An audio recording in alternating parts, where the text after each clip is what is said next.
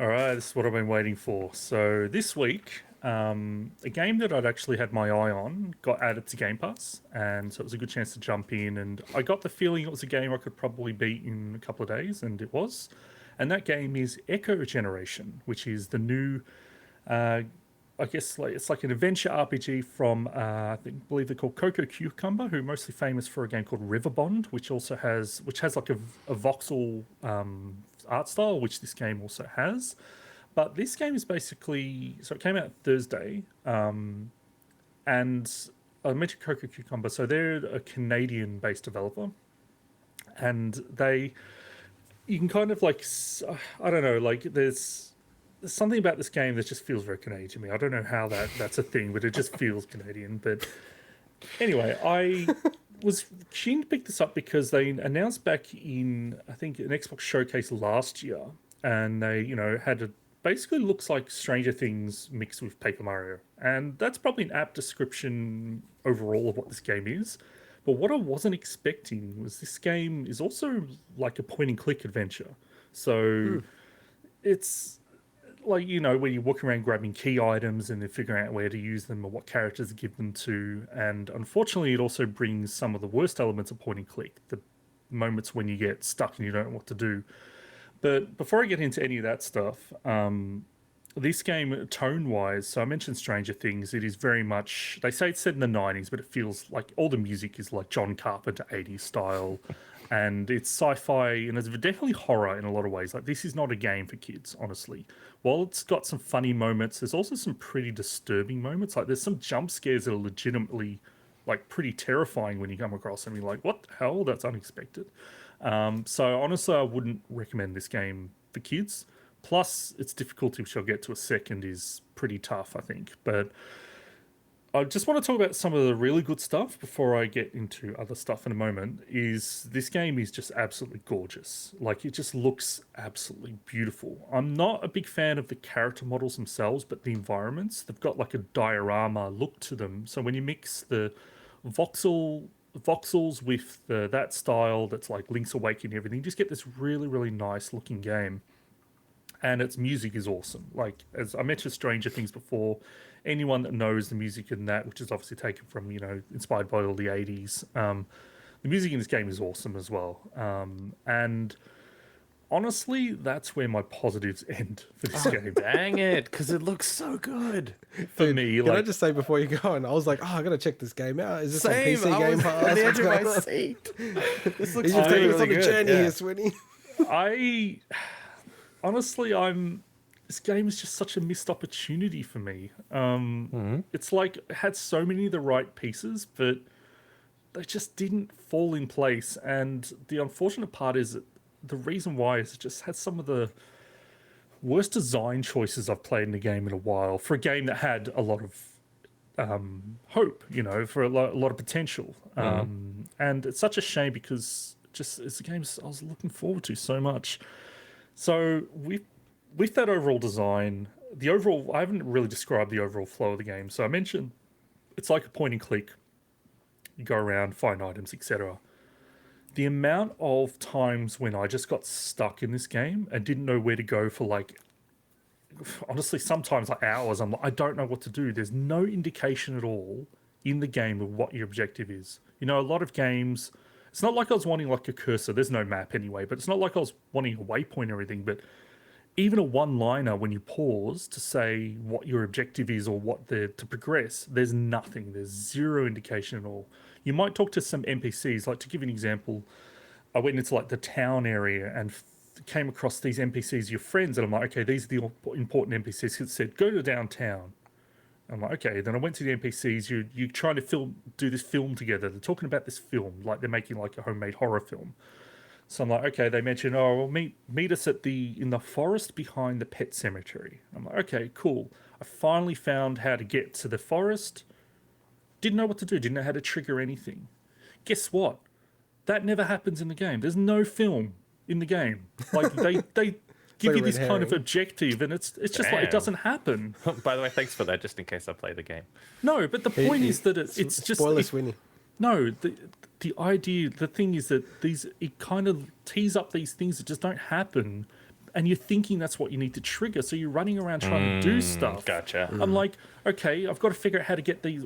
How am I going to trigger this event in this forest to get them to come here and start the film?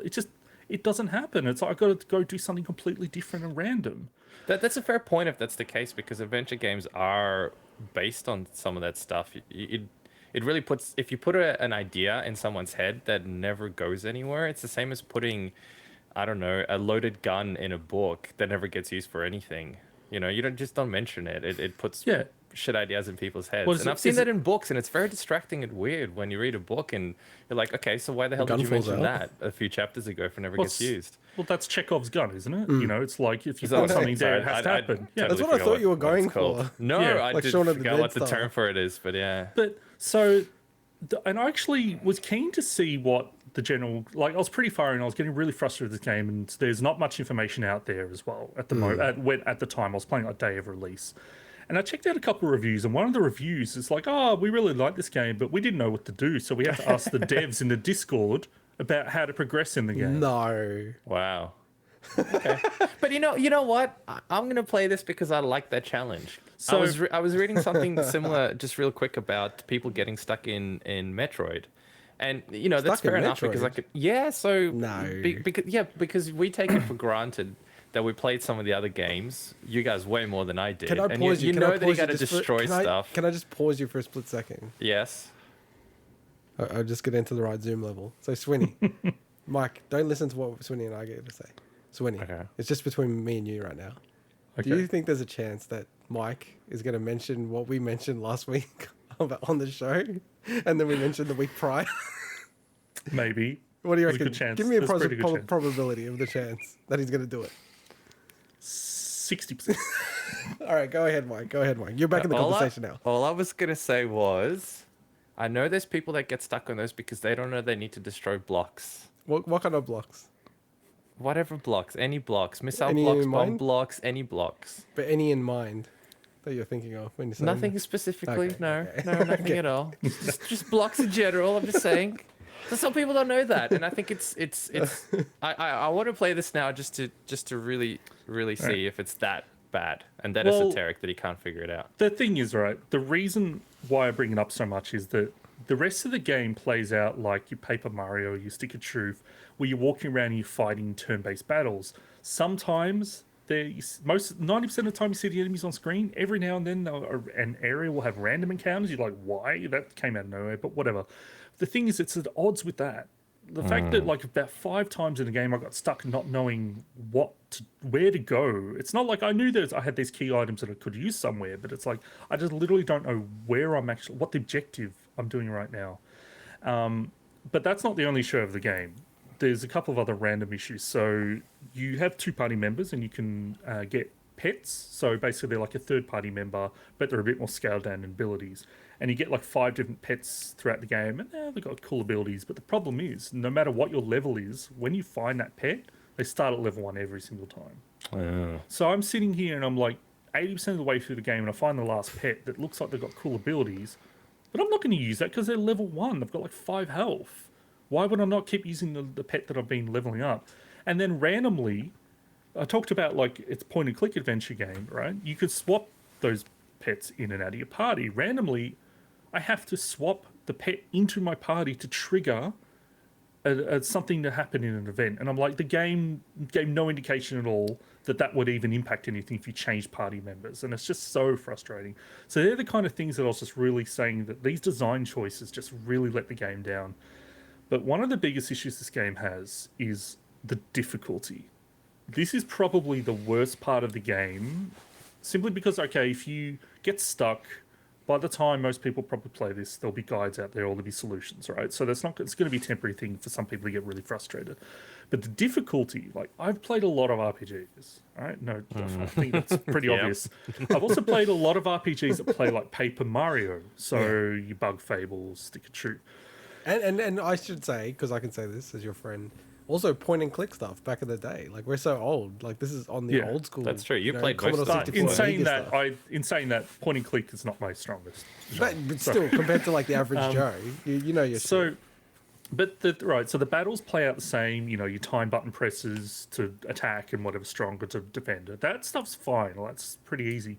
Just the difficulty, especially early on, is really brutal. Like I actually had to grind in this game before the first boss for quite a while. Whoa. And I'm like, that's no, but it's like the thing is, there's only like 4 battles before you get to that boss. It still feels like part of the tutorial. Like this isn't actually a major issue of the game. That's I crazy. actually think they will patch this because it is actually a really unbalanced game difficulty-wise. And you get to there's a point of no return in this game where if you go in there, you can't return, right? And the last boss is past that point. If you haven't leveled up well enough or you've run out of items, you cannot return. There's no manual saves. There are 0 manual saves in this game. Damn. So you can. It's just get auto saves. stuck That's pretty it. much? You are literally you 100%. cannot return. You're stuck there, Wow. and you cannot like get stronger or get more items. You are at the last boss.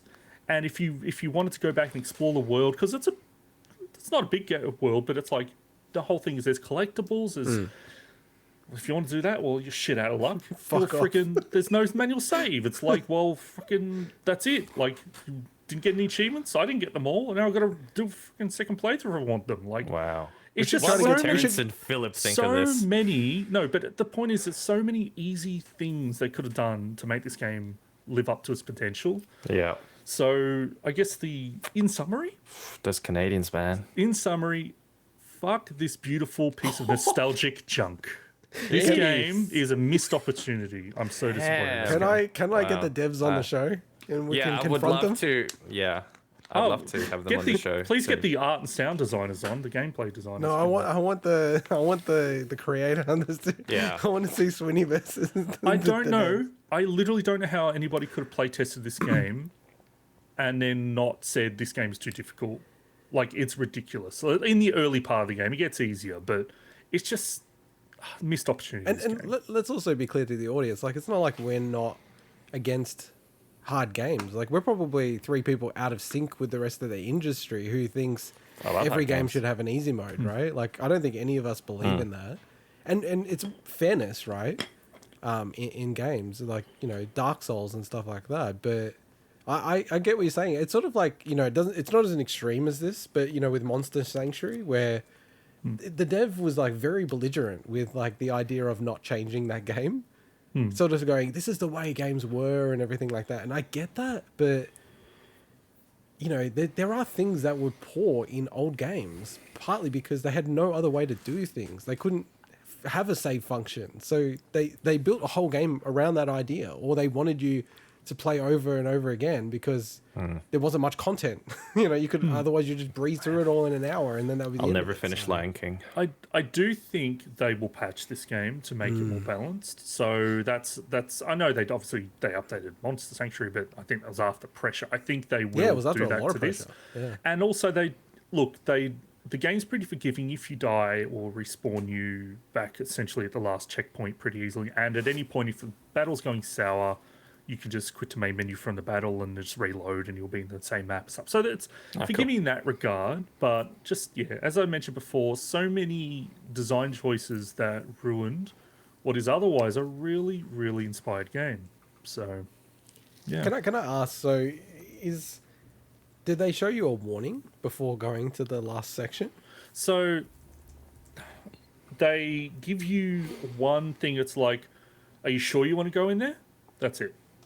Not you won't be able to continue, won't be able to come back. If you want, like most games are like, if you want to finish off any side quests or anything. Not that there's really side quests so much in this game. It's more like just collectibles. Honestly, I sat there looking at it and I'm like, I'm going to go in here because I'm actually curious to know, is it going to lock me out? It's not a super long game once you know like the point and click and the point and click. So it's not going to be a big slog to go through again for me, but it's like, it's not enough of a heads up either. But simply they could have remedied it by, like, they could do an auto save where just you can reload outside of that point of no return. So, Yeah, I never understand that. Like, that's sort of. I just really cannot understand the rationale of why you would design a game like that. Like, if that's, I'd just treat it as a bug. I go, you can't code it in the right way that you should code it. I don't know. you know, if you have save functionality in the game, then I just cannot understand why you'd push it past a point where people can't return. Like, it just doesn't make any sense to me from a design perspective. Yeah, thankfully, a lot of that stuff can be fixed, right?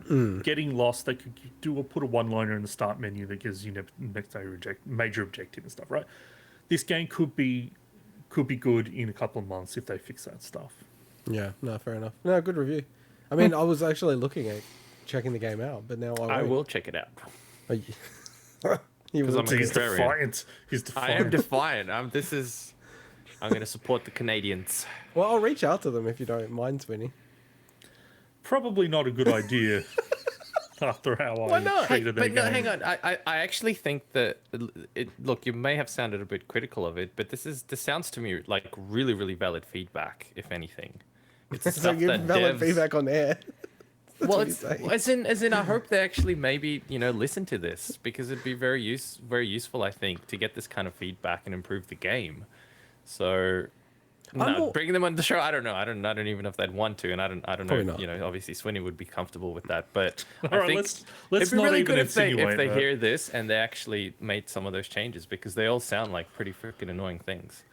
I think they'll get that feedback pretty soon from the rest of the internet. Honestly. See, the other part for me is I'm interested in, like, is this intentional? Like, because I do think some devs intentionally put things in games because they want to make it like that's what it was of its time, or we want to make it frustrating for the player or whatever. Like, that's why I'm almost fascinated to know. Is that an intentional thing? I was flabbergasted where the third battle of the game, I was like, I need to go back and refight all those two enemies that I fought previously multiple times. I was just like, this cannot be it. Have I missed something?